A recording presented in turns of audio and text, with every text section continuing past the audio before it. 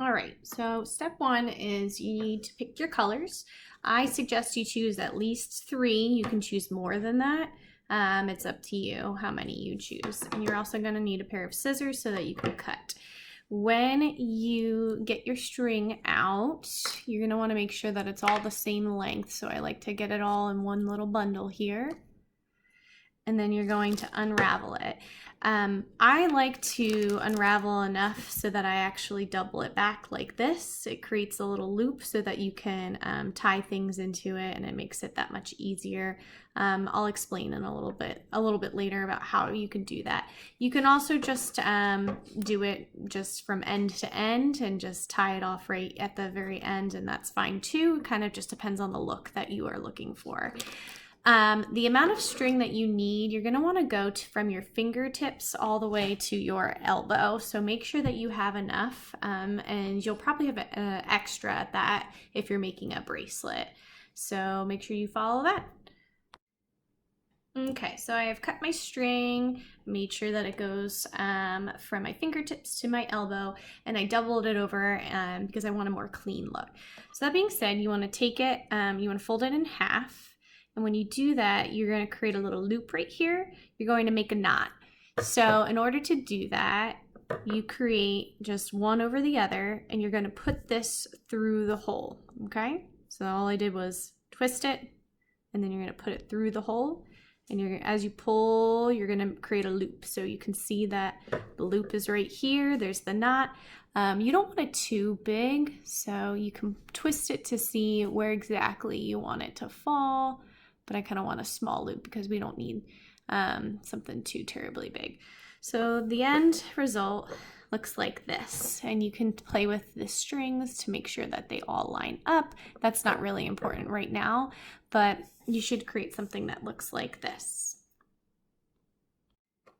So I forgot to also mention in step one that you're also going to need some tape, or you're going to need to kind of wedge this in a place where you can connect it so that it doesn't come loose. So I'm going to use tape for now because that's a way that you're going to be able to see it better. So you're going to want to tape that little loop to something like a table or something sturdy. This isn't the best, but I want to elevate it so that you can see. So you can see I taped it off. You're going to want to choose a color you want to start with. Now, since we looped it over twice, you're going to see that there's actually two sets of colors. So there's two light purples, there's two darker purples, and then there's two grays. So choose a color that you want to start with. And I think for me, I'm going to start with this light purple. Again, there's two of those colors, but just pull one of them out. So when you do that, you see that I'm holding all of the other colors in my left hand, and in my right hand, I have this light color purple that I want to start with. So the trick to this is the same thing over and over and over again. You want to create a 4. So how you do that, you see the 4. So I've taken my color I want to start with, the light purple string, and I've made a 4, and I go underneath this group of strings that I'm still holding in my right hand. You see that as I made this 4, there's a hole that I made. So you're going to actually want to take this string and put it through the hole. So you put it through the hole. As you put it through the hole, it's going to make this little knot. So the trick to this is you're going to want to hold that group of strings straight with your left hand. If you pull it out to the side, it's going to cause you to change colors, and you don't want that. So hold it straight with your left hand. You're going to hold this tight, and the only string that moves is this, the one that you're making the knot with. So that's my light purple string. You're going to want to pull it up. So you see I've made my first little knot in here, and that's basically what you want to do over and over again. Okay, so I've already done a couple with the purple string. Something to note here is that you see there's like a staircase. They actually call this the staircase knot, as far as I remember, because it makes this little staircase looking thing on the very end. So the string actually rotates around as you knot it. So as you're doing that 4 over and over again, you're going to notice that it goes around that group of strings, and it's going to end up, you might end up having to like kind of pull it in a funny direction. Like you're still pulling up, but it might be behind you. So you might have to pull it, with your left hand, just finagle it, but just make sure you go with that staircase design, or else it's going to kind of look a little funny. Okay, so you created however long you want it to be. I think this for me, that looks like a good length that I like. So from here, you want to switch colors. How you do that is you pick any other color. I'm going to pick this light gray. You're going to pull that to the side, and then that purple one you were working with goes back into that group. You're going to hold it with your left hand, and all you do is create that same 4. So I created the 4. There's the hole. You want to make sure you pull that through the hole. Make sure you hold that group of string really tight with your left hand and pull up. How you can make sure that you count the number of knots that you make on the string. I kind of like to eyeball it because sometimes I pull tighter than other times. So if I did 10 here and maybe I make another 10, it might look shorter because I was tighter, or maybe it looks longer because I was looser. So I would just eyeball it, but you can also keep track by counting. So you can see I have done a couple colors. You can choose what color orders that you wanted to do. I wanted to make this dark gray the center point, but you can alternate like purple, lighter gray, darker gray, purple, lighter gray, darker gray. You can change up the order, whatever works. But the important thing to notice is at the very end, you want to make sure that you're choosing the string that is the longest. That's the one that you haven't used. So for this, the next color in my series is that dark gray. How I figure out which dark gray string I choose is just by looking at which one's longest. So I want to use this one next. The reason why you want to make sure that you're choosing the longest string and doing it in that order is you just don't want to like end up with a very short string at the very end and a very long string, because then you've not used your string in the right order, and then the length that you measured from your fingertips to your elbow kind of gets offset because you only used one certain string. So just make sure that you're keeping a watchful eye on at the lengths of your strings and using them in those order. All right, so I think I'm about done, and how I know that I'm done is I took my bracelet and I used my own wrist to measure. Now, I know you have a pretty small wrist just like me, so baby wrists unite here. All right, so how I know it's about right is that it kind of meets right there. Where you want it to end is up to you, but I always kind of like it to end right where my wrist is and give me enough room so that I can move it around.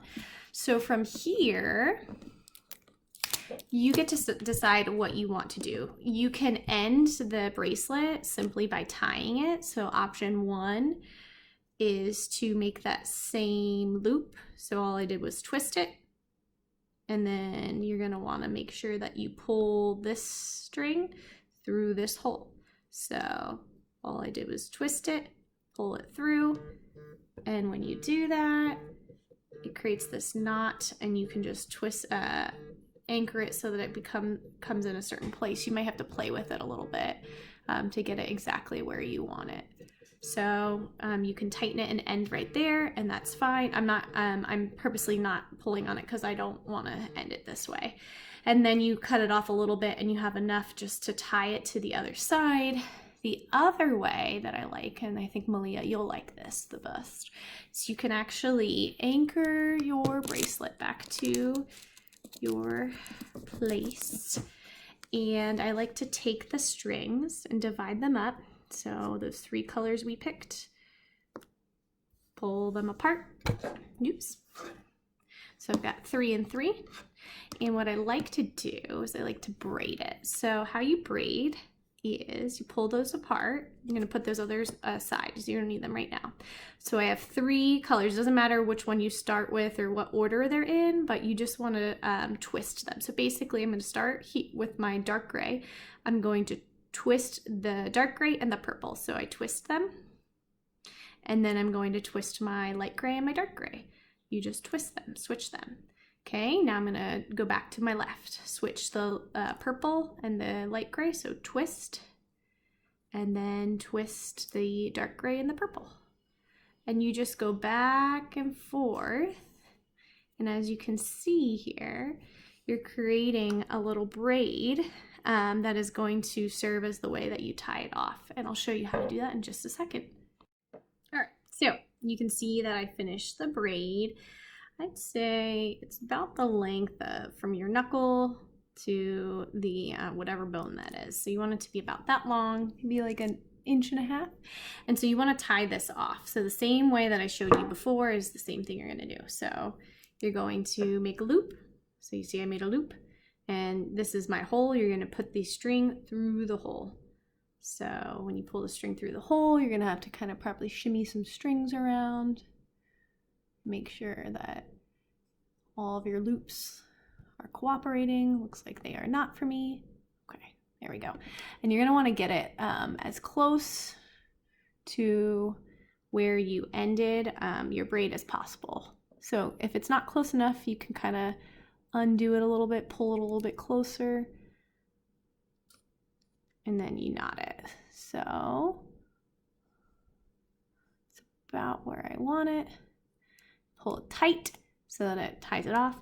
And then you're going to want to cut these strings. I give it a little bit extra length about there. You can cut all of them at the same time. Sometimes I like to cut them different length, but you're done with that braid, and you're going to do the same thing on the other side. Okay, so you can see that I have finished the bracelet and did finish the 2 braids on either side and knotted those off. So the final part is to put it on. So it is a matter of if you want to put it on your boo-boo, just kidding, or somebody else. It's usually easier with someone else. As you can see, I'm kind of struggling here. So what you want to do is you want to get the loop, and then you're going to want to get one of the braids and put it through the loop. So let's see if I can do this by myself. So, oh my gosh, come on. Make this loop a little bit more loopy. Okay, here we go. Okay.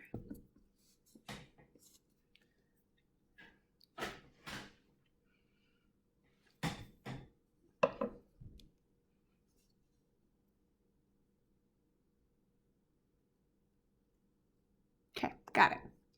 So you can see I put one of the braids through the loop, and then all you do is you tie it. This is why it's easier to get somebody to help you. So when you tie it, you see I cross these strings, one in front of the other, and I made this little hole right here. All you're gonna do is put either one of them through the hole. So here we go. I usually use my mouth to help it secure it. I made a little loop right here. So it's not secure yet. It will fall off if you do it only once, so you're going to want to do it twice. So again, you're going to, oh gosh, this is so difficult with just one hand. You're going to want to make that same cross the loop, or cross the 2 strings. There we go. So I cross them. There's that hole. I'm going to push this through the loop if I can with my fingers.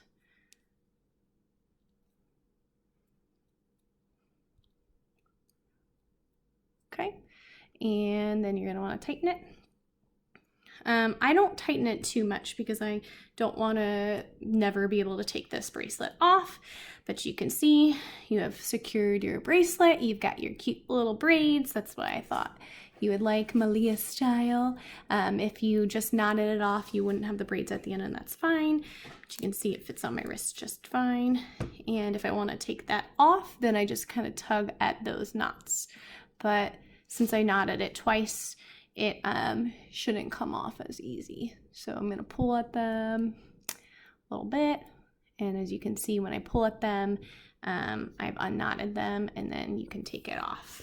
You can shower with them, do anything with them. They don't need to be necessarily washed. They will wear and tear, but it's up to you if you want to take them on or off, change them out, do whatever you want with them. And that is how you make a beautiful friendship bracelet.